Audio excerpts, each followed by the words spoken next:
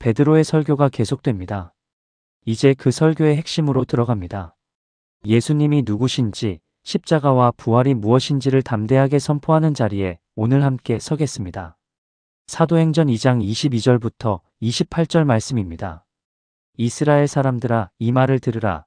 너희도 아는 바와 같이 하나님께서 나사렛 예수로 큰 권능과 기사와 표적을 너희 가운데서 베푸사 너희 앞에서 그를 증언하셨느니라. 그가 하나님께서 정하신 뜻과 미리 아심을 따라 내준 바 되었거늘 너희가 법 없는 자들의 손을 빌려 못 박아 죽였으나 하나님께서 사망의 고통을 풀어 살리셨으니 이는 그가 사망에 매여 있을 수 없었음이라. 다윗이 그에 대하여 말하되 내가 항상 내 앞에 주를 베었으며 나로 요동하지 않게 하기 위하여 그가 내 우편에 계시도다. 그러므로 내 마음이 기뻐하고 내 혀가 즐거워하였으며 육체도 희망에 거하리니 이는 내 영혼을 음부에 버려두지 아니하시며 주의 거룩한 자로 썩음을 당하지 않게 하실 것이미로다. 주께서 생명의 길을 내게 보이셨으니 주 앞에서 내게 기쁨이 충만하게 하시리로다 하였으니 베드로의 설교가 핵심으로 들어갑니다.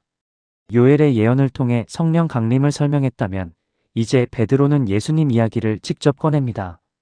그것도 주님을 십자가에 못 박은 바로 그 사람들 앞에서, 그 도시 예루살렘에서. 이것이 얼마나 담대한 선포였는지 모릅니다. 이스라엘 사람들아, 이 말을 들으라. 베드로는 청중을 향해 이름을 불렀습니다. 이스라엘 사람들이라고 했습니다. 적으로 대하지 않았습니다. 원수로 부르지 않았습니다. 이스라엘 사람들, 같은 백성으로 불렀습니다. 복음을 전하는 자리에서 청중을 어떻게 바라보느냐가 중요합니다. 베드로는 그들을 정죄하러 나선 것이 아니었습니다. 그들에게 생명을 전하러 나섰습니다. 그 마음이 이스라엘 사람들아라는 호칭 안에 담겨 있습니다. 베드로는 예수님을 소개합니다. 나사렛 예수. 나사렛이라는 지명을 붙였습니다. 나사렛은 변두리였습니다. 나사렛에서 무슨 선한 것이 날 수 있느냐고 나다나엘이 물었을 만큼 나사렛은 사람들이 무시하는 곳이었습니다. 베드로는 그 나사렛 예수라고 했습니다. 화려한 수식어를 붙이지 않았습니다. 그냥 나사렛 예수. 그런데 그 나사렛 예수를 하나님이 증언하셨다고 합니다. 큰 권능과 기사와 표적으로 바로 너희 앞에서, 너희 가운데서 하나님이 그분을 증언하셨다고 합니다. 너희도 아는 바와 같이. 베드로는 청중이 이미 알고 있다는 것을 전제합니다. 예수님의 기적들, 그 권능의 역사들을 그 자리에 있는 사람들이 보았거나 들었다는 것입니다. 복음을 전할 때 가장 강력한 것은 때로 너희도 알지 않느냐는 것입니다. 상대방이 이미 경험하거나 목격한 사실에서 시작하는 것입니다. 베드로는 낯선 이야기를 하는 것이 아니었습니다. 그들이 이미 알고 있는 것의 의미를 설명해 주는 것이었습니다. 그리고 베드로는 십자가를 말합니다. 너희가 법 없는 자들의 손을 빌려 못 박아 죽였으나. 직접적입니다. 당신들이 죽였다고 했습니다. 그 자리에 있는 사람들 중 많은 이들이 예수님의 십자가를 외쳤거나 그 무리 속에 있었거나 적어도 그것을 알고 있었습니다. 베드로는 그 사실을 직면하게 했습니다. 불편하고 아픈 사실이었지만 피하지 않았습니다. 그런데 베드로는 거기서 멈추지 않았습니다. 하나님께서 사망의 고통을 풀어 살리셨으니 십자가 다음에 부활이 왔습니다. 너희가 죽였지만 하나님이 살리셨습니다. 이것이 복음의 핵심입니다. 인간의 최악과 하나님의 최선이 십자가에서 만났습니다. 우리가 저지른 가장 큰 죄악이 하나님이 이루신 가장 큰 구원이 되었습니다. 그 역설이 복음입니다. 이는 그가 사망에 매여 있을 수 없었음이라. 이 문장이 마음에 새겨집니다. 예수님은 사망에 매여 있을 수 없는 분이셨습니다. 사망이 그분을 붙들어 둘 수 없었습니다.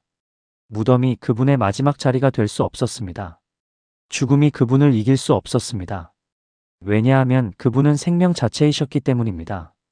어둠이 빛을 삼킬 수 없듯이 사망이 생명을 이길 수 없었습니다. 그리고 베드로는 다윗의 시편을 인용합니다.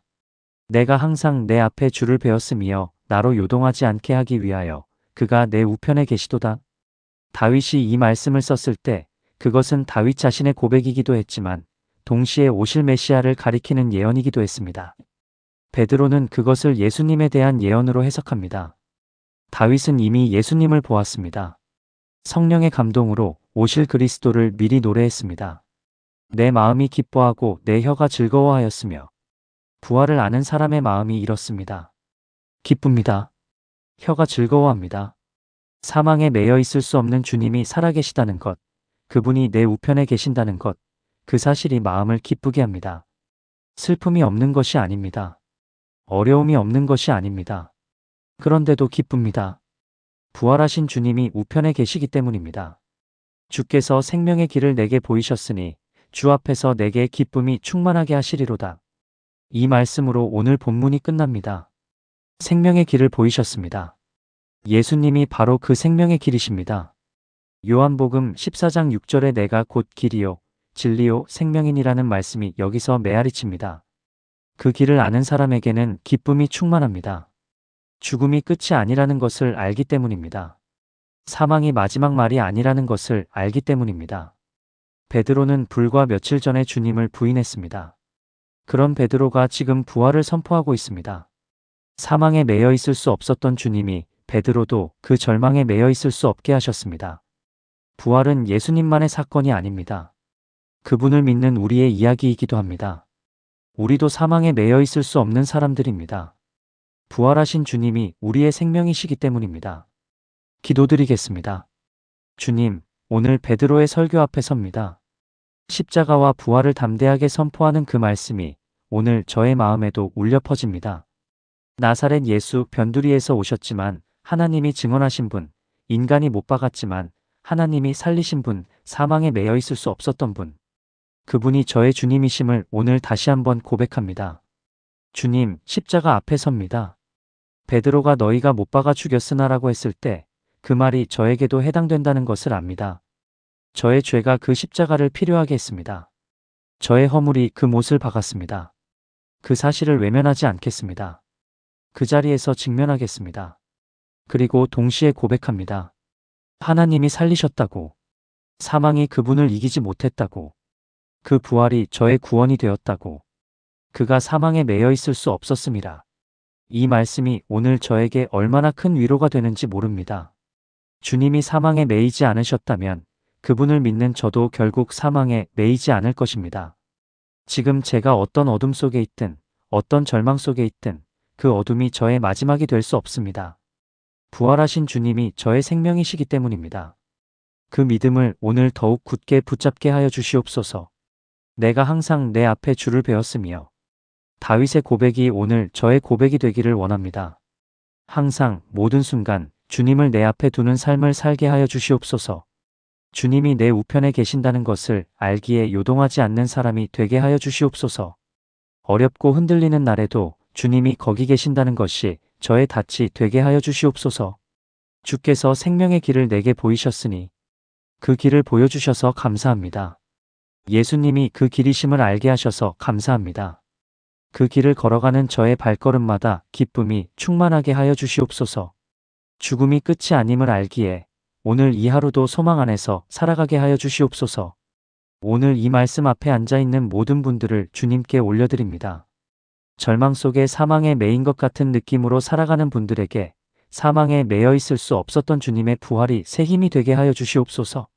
십자가의 은혜를 잊고 살아온 분들에게 오늘 이 묵상이 그 은혜를 다시 새롭게 경험하는 자리가 되게 하여 주시옵소서.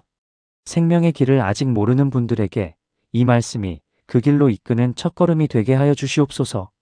사망에 매여 있을 수 없는 주님 안에서 오늘도 생명으로 살아가게 하여 주시옵소서. 예수 그리스도의 이름으로 기도합니다. 아멘.